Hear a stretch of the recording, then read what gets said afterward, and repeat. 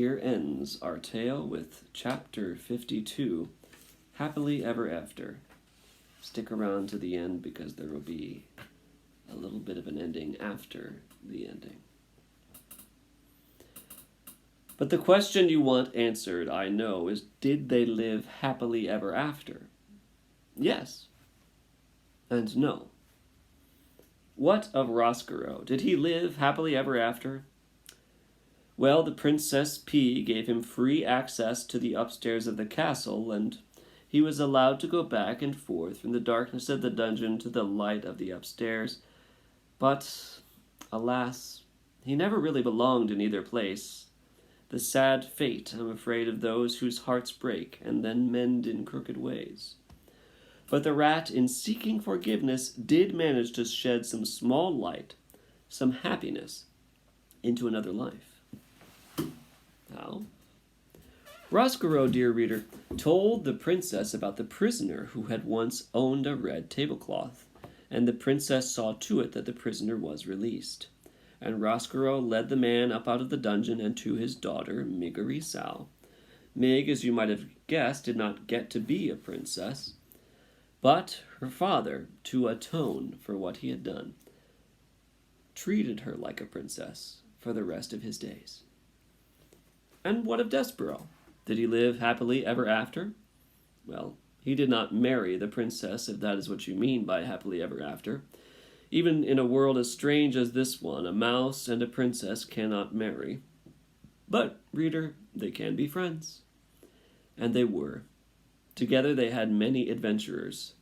Those adventures, however, are another story, and this story, I am afraid, must now draw to a close. But before you leave, reader, imagine this. Imagine an adoring king and a glowing princess, a serving girl with a crown on her head, and a rat with a spoon on his, all gathered around a table in a banquet hall. In the middle of the table there is a great kettle of soup. Sitting in the place of honor right next to the princess is a very small mouse with big ears. And peeking out from behind a dusty velvet curtain, looking in amazement at the scene before them, are 4 other mice. Mon Dieu, look, look, says Antoinette.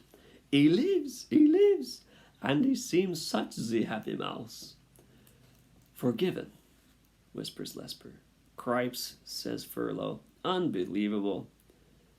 Just so, says the Threadmaster Hovis, smiling. Just so. And, reader, it is just so, isn't it? The end. Coda. Do you remember when Despereaux was in the dungeon, cupped in Gregory the jailer's hand, whispering a story in the old man's ear? I would like it very much if you thought of me as a mouse telling you a story. This story, with the whole of my heart, whispering it in your ear in order to save myself from the darkness, and to save you from the darkness too.